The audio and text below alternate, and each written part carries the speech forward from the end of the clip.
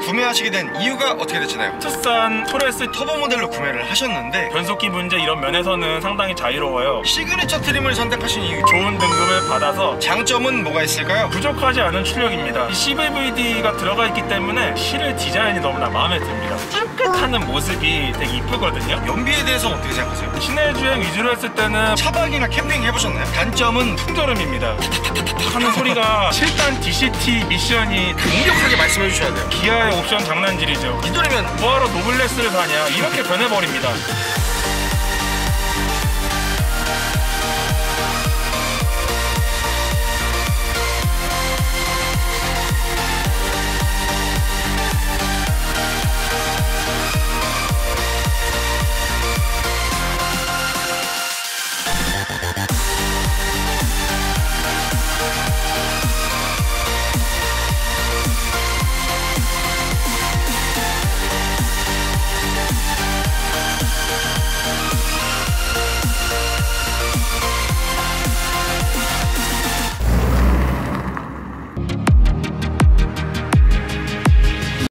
안녕하세요, 황기사입니다. 1993년 1세대 스포티지가 출시된 이후 약 31년 동안 판매가 됐을 정도로 역사가 깊은 베스트셀링 준중형 SUV인 바로 5세대 NQ5 스포티지입니다. 혁신적인 디자인과 풍부한 장점을 바탕으로 5세대 스포티지 구매를 고민하시는 분들이 굉장히 많으실 텐데요. 그래서 NQ5 스포티지 차주분을 만나러 충청북도 충주시에 도착했습니다. 가볍게 자기소개 한번 부탁드릴게요. 예, 안녕하십니까. 충주에 사는 35살 직장인이고요. 스포티지 NQ5 오너입니다. 이 차량의 소개 좀 부탁드릴게요. 이 차량은 2023년형 D-올류 스포티지 NQ5 1.6 가솔린 터보 차량이고요. 이 차량의 트림은 시그니처, 그리고 옵션이 스타일 하나만 추가되었습니다. 그리고 22년 7월달에 연식 변경이 된 2023년형 모델입니다. 이 차량 신차로 구매하신 건가요? 예, 신차로 구매했습니다. 구매는 언제 하신 건가요? 22년도 12월 1일에 차량 계약을 넣었고요. 2023년 5월에 차량이 출고되었습니다. 구매 가격은 어떻게 되나요? 시그니처 트림 3,220만원에서 취등록세까지 포함하여 총 3,520만원에 구매하게 되었습니다. 현재 총 주행거리는 어떻게 되나요? 지금 17,100km를 가리키고 있습니다. 그 전에 타시던 차는 어떤 차 타셨나요? 2011년 2월식 아반떼 MD 모델을 탔었고요. 중고 차량을 2016년도에 업어와서 7년 동안 10만 3,000km 타고 매각을 했습니다.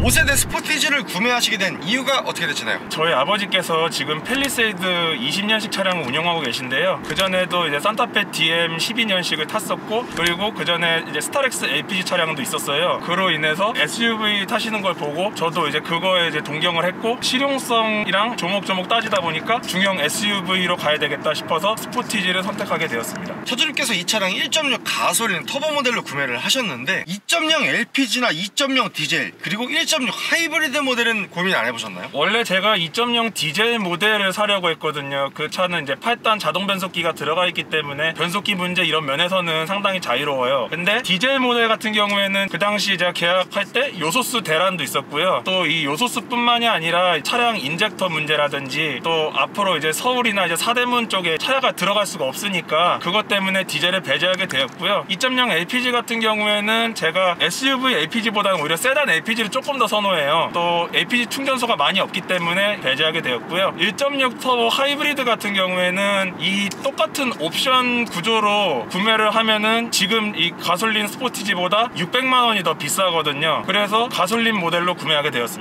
그리고 트림이 굉장히 다양한데 시그니처 트림을 선택하신 이유 있을까요? 제가 처음에는 스포티지 계약하기 전에 영업소에 가서 노블레스 트림을 견적을 넣어봤는데 스타일, 드라이브 와이즈, 하이테크, 내비게이션 이렇게 넣고 계약을 해봤는데 차값이 3,305만원이 나오더라고요. 이 견적서를 가지고 가격표랑 대조해보니까 시그니처 트림은 3,220만원인 거예요. 시그니처가 옳더라고요. 그래서 시그니처에 스타일 옵션만 넣고 시그니처 트림으로 구매하게 되었습니다. 그리고 스타일을 넣은 이유는 미국 IIHS라는 기관에서 스포티지 충돌 테스트 뿐만이 아니라 헤드램프 조도 등의 안전 테스트를 했는데, 그 당시에 멀티 포커스 타입의 그 헤드램프가 조도 부분에서 최악 등급을 받았어요. 그게 스타일 안 넣은 차들이 MFR 램프가 들어가거든요. 근데 프로젝션 타입의 LED 헤드램프 같은 경우에는 액셉터블이라는 좋은 등급을 받아서 저는 그 부분을 마음에 들어서 스타일을 선택을 했습니다. 이 차량은 지금 기본 전륜구동 모델로 알고 있는데 4륜구동 추가하지 않으신 이유 있을까요? 전국 주요 도시들은 제설 작업이 워낙 잘 돼 있는 지역들이 많습니다. 굳이 4륜구동을 선택할 필요도 없고요. 또 이 4륜구동을 선택하게 되면은 타이어 4짝을 다 갈아야 되기 때문에 타이어 값의 지출에 대한 부담감이 커집니다. 그래서 2륜구동 그대로 선택하게 되었습니다. 5세대 스포티지와 동시에 구매를 고민했던 차량이 어떤 게 있을까요? 투싼 N라인 인스퍼레이션이랑 KG 토레스 T7 트림을 갖고 고민을 했었는데, 토레스 같은 경우에는 계기판이 일자로 되어 있는데 이게 운전석 시야에선 잘 안 보이더라고요. 코란도를 개성했다는 그런 디자인에 있어서는 제가 반할만 했는데 브랜드 미래가 좀 불안정한 부분도 있어서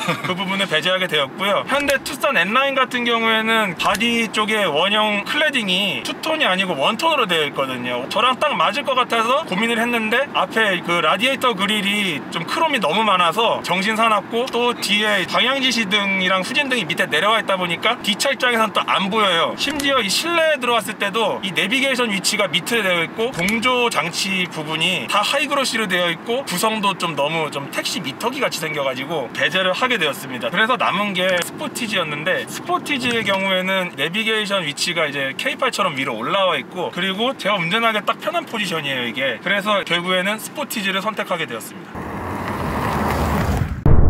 5세대 스포티지의 장점은 뭐가 있을까요? 이 차량의 장점은 부족하지 않은 출력입니다. 엔진이 이제 1.6 가솔린 터보 엔진이다 보니까 엔진이 180마력인데요 DCT가 받쳐주기 때문에 출력면에서도 좀 시원하고요. 또한 제가 전에 탔던 아반떼가 1.6 GDI 자연흡기에 140마력이었는데 그때는 그 140마력이란 출력이 디자인에 비해서 너무 와닿지가 않았어요. 근데 이 스포티지로 넘어와서 180마력을 타보니까 확실히 출력 체감이 컸습니다. 움직임은 세투스에 비해서 그렇게 빠릿하진 않은데요, 투싼이나 토레스 같은 차량들이랑 성능 비했을 때는 그에 뒤지지는 않습니다. 또 다른 장점은 뭐가 있을까요? 이 차량의 정숙성에 있습니다. 이 차량을 보는 사람들마다 다 이렇게 조용하다고 얘기해 주시는 거 보니까 한편으로는 저한테 이 차 하이브리드냐라고 물으시는 분들도 굉장히 많았습니다. 죄송한데 그 정도까지는 있었는데 1.6 가솔린 터보 직분사면은 원래는 좀 소음이 클 텐데 이게 듀얼 포트 분사에다가 이 CVVD가 들어가 있기 때문에 생각보다 조용하더라고요. 또 다른 장점은 저는 이 실내 디자인이 너무나 마음에 듭니다. 특히 이렇게 찡긋하는 모습이 되게 이쁘거든요. 확실히 이쁘다고 생각하시나요? 네, 진심입니다. 살은 안쪽으로 굽는다고 하잖아요. 원래 내 새끼가 이쁜 법이에요. 예, 맞습니다. 그리고 실내 디자인적으로 이제 바뀐 장점이 하나 더 있는데요, 헤드램프가 기존의 4세대 QL 모델 같은 경우에는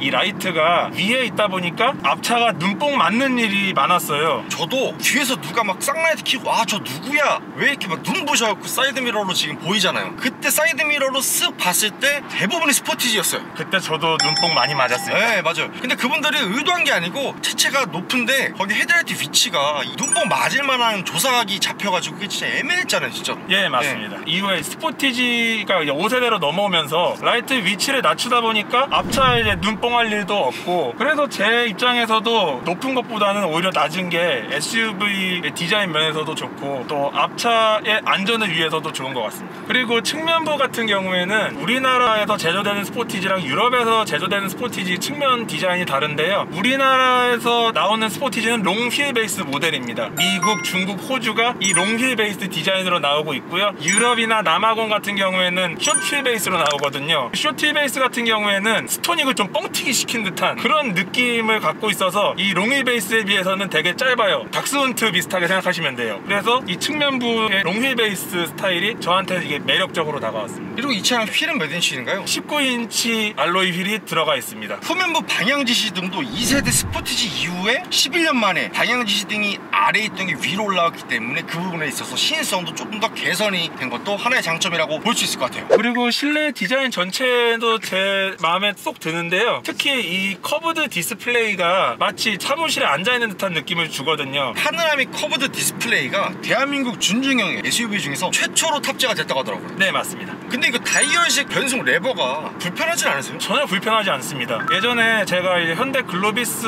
협력업체 내에서 근무를 했을 때 니로 EV를 이제 자주 접했었거든요. 니로 EV 차량 같은 경우에도 이 변속이 다이얼 레버예요. 그래서 그 다이얼 레버 적응하는 데는 어렵지 않았고요, 스포티지 같은 경우에는 이 다이얼 변속 레버는 프레스티지에서는 모니터링 팩 옵션에 묶여 있어요. 그래서 프레스티지나 트렌디 기본 모델은 일반 기어봉 형식으로 되어 있어요. 그리고 이 차량 내비게이션이랑 공조 조작 변경되는 것도 버튼 꾹 누르면 공간을 효율적으로 사용할 수 있게 버튼이 바뀌는 것도 포인트가 좋은 것 같아요. 하지만 어찌됐건 이 차량 엔진이 터보잖아요. 연비가 조금 아쉬울 것 같은데 이 차량 연비에 대해서는 어떻게 생각하세요? 이 차량의 연비가 생각보다 괜찮아요. 시내 주행 위주로 했을 때는 못해도 9km 정도 나오고요. 외곽도로 쪽을 좀 타다 보면은 한 13km 나오고요. 고속도로를 타다 보면은 15km에서 최대 19.7km까지 찍어봤습니다. 차주님의 평소 운전 스타일은 어떤 편이세요? 평소에는 이제 좀 느긋하게 타는 경우가 많은데요. 만약에 이제 스트레스를 좀 받거나 그러면은 안전에 벗어나지 않을 정도로만 닿는 편입니다. 그러면 일반유랑 고급유 중에 어떤 거 주의하고 계세요? 저는 일반유를 넣고 있고요. 그 전에 소카 스포티지에다 고급유를 넣어봤는데 터보차저 차량임에도 불구하고 별 차이가 없더라고요. 그래서 이 차량에는 일반유를 고집하고 있는데 가끔 연료 첨가제를 넣어주기도 합니다. 그리고 차주님께서 평소에 어떤 모드로 주행하시는 편이세요? 이 차량의 드라이브 모드는 에코, 노말, 스포트, 스마트 이렇게 4가지가 있는데요. 주로 노말 모드로 많이 타고요. 가끔 이제 고속주행 들어가면 이제 스포츠 주행을 하는 편입니다. 차주님께서 평소에 일반 공도랑 고속도로 항속주행 운행 비율은 몇 대 몇 정도 될까요? 일반 주행 비율은 6이고요. 고속도로는 4 나옵니다. 그러면 그렇게 주행을 하셨을 때 복합 평균 연비는 몇 킬로 정도라고 볼 수 있을까요? 복합 평균 연비는 거의 12km에서 한 13km 나오고요. 최대 한 15km까지는 무난하게 나옵니다. 보통 제가 주유하는 습관은 주행 가는 거리가 50km 남았을 때 주유를 하는 편인데요. 그때 이제 바로 가득 넣는 주유 습관이 있거든요. 스포티지 연료 탱크가 54리터인데 그 중에서 45리터만 넣어줘도 90에서 100%까지 올라가는 편입니다. 결론적으로는 차주님께서 계기판이 4칸이 있는데 그 마지막 한 칸에서 반 칸 정도 남았을 때 가득 넣으시는 편이네요. 예, 맞습니다. 24년 1월 기준으로 충주 휘발유 가격이 1,485원인데요 50km 남은 상태에서 주유를 하면 최대 69,000원까지는 쭉 올라갑니다. 바닥에서 앵꼬 상태에서 가득 차면은 75,000원에서 최대 78,000원까지 올라갑니다. 그래서 그렇게 100% 가득 주유를 하셨을 때 총 주행 가는 거리는 몇 킬로 정도라고 볼 수 있을까요? 최대 650km까지 올라갑니다. 또 다른 장점은 이 실내 공간에 있습니다. 현대 기아차의 특기로 알려져 있는데 이게 2열 레그룸이 굉장히 넓습니다. 그때 제 친구도 이 뒷자리에 앉아보니까 차가 왜 이렇게 넓냐 라고 또 이야기를 해주셨습니다. 차량 크기도 그 당시 2세대 소렌토 R 그리고 산타페 DM과 크기가 비슷하기 때문에 전체적으로 기존 스포티지에 비해서는 상당히 커졌어요. 그래서 뒤에 안에 공간 자체가 완전히 넓어졌습니다. 트렁크 공간도 꽤나 넓어져서 2열 시트를 모두 폴딩하면 자전거까지 들어갑니다. 그럼 차주님 이 차량으로 폴딩 하셔가지고 짐도 많이 실어보고 하셨다고 해주셨는데 차박이나 캠핑 해보셨나요? 제가 차박 캠핑은 해보지는 않았는데 이게 궁금해서 한번 2열 폴딩을 시키고 누워봤습니다. 제가 키가 180이 넘는데 트렁크 거의 끝에 이제 발이 닿지 않을 정도로 넓습니다. 또 다른 장점은 뭐가 있을까요? 이 옷걸이가 1열 헤드레스트 뒤에 달려 있는데요. 이 옵션이 이제 시그니처에서는 기본이고요. 노블레스 트림에서는 이제 프리미엄 옵션에 묶여 있거든요. 기존에 아반떼 MD 탔을 때는 여기에 헤드레스트가 비어 있어서 옷을 그냥 무작정 걸고 다녔는데 뒤에 옷걸이에 딱 걸고 다닐 수 있어서 그게 장점입니다. 그리고 수납 공간 같은 경우에는 옆에 도어 트림 뿐만이 아니라 이 앞에 이제 무선 충전 자리 그리고 컵홀더까지 다 갖추고 있고요. 그리고 중앙 센터 콘솔 자리, 특히 등받이 쪽에 작은 포켓 주머니가 하나 있어서 되게 실용적입니다.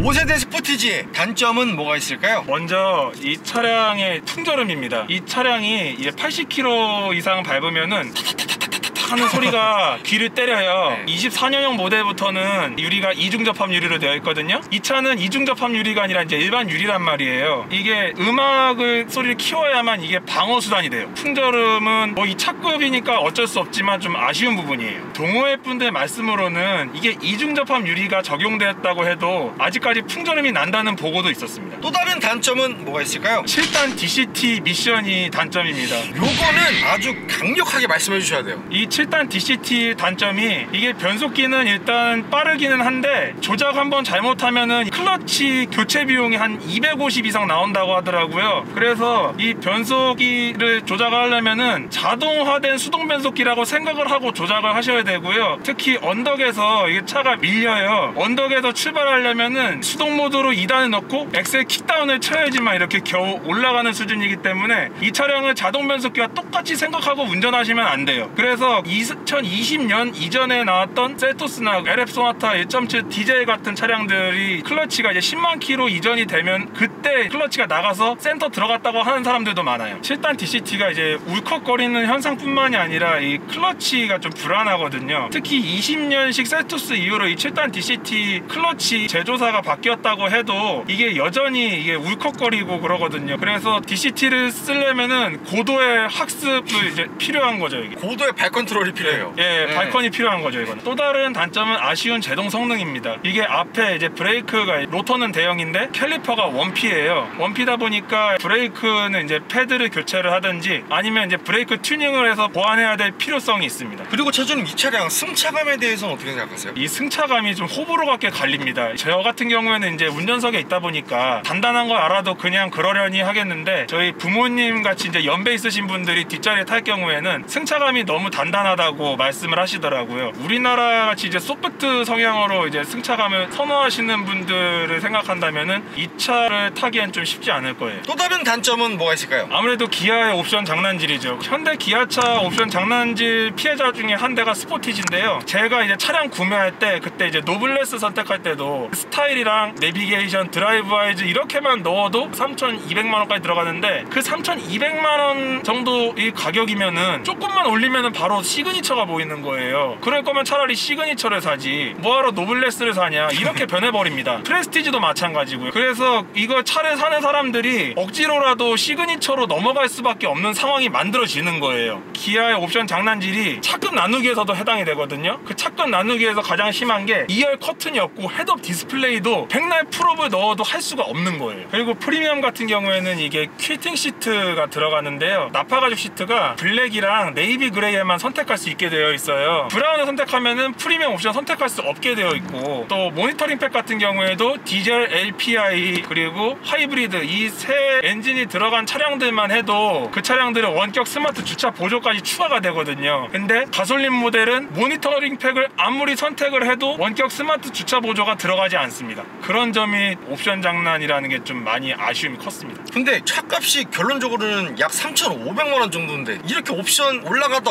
보면 이 돈이면 소렌토 깡통. 예? 차주님 근데 이 스포티지의 실내에서 굉장한 단점 중에 하나가 블랙 파이그로시가 굉장히 많은 걸로 알고 있는데 차주님은 이거 튜닝을 해놓으셨네요? 예, 여기 우드 모이딩을 위에다가 덧대놨습니다. 이게 블랙 하이그로시 도배가 너무 심합니다. 특히 이 실내에 기어 패널 쪽이 여기가 이제 하이그로시로 되어 있는데 이 부분이 좀 난반사가 심해요. 이 난반사뿐만이 아니라 이제 먼지가 앉으면은 그것도 일일이 물티슈로 다 닦아내야 되고요. 그것 때문에 그런 불편함을 없애기 위해서 저는 이 위에다가 우드 모이딩을 사서 덧댔습니다. 또 다른 단점은 후진등이 한 개밖에 없습니다. K8 그리고 캐스퍼, 레이 이렇게 해당이 되는데요. 특히 그 스포티지 같은 경우에 이제 후진등이 이제 LED로 되어 있습니다. 이 후진등이 하나만 있으면은 만약에 후진할 때 후진등이 이제 망가져서 뒤에가 이제 이 사람이 이 차를 후진하는지 안 하는지 안 보여요. 그래서 이 후진등이 하나인 부분은 제 눈으로 봐도 굉장히 아쉬운 부분이에요.